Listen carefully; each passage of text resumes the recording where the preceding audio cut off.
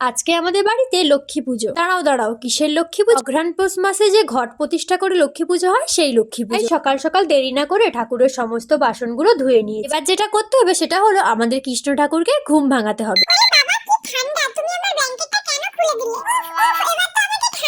এ বাবা, এরকম বলতে নেই, আজকে তো মা লক্ষ্মীর পুজো, তাই তোমাকে তো সবার আগে উঠতেই হবে।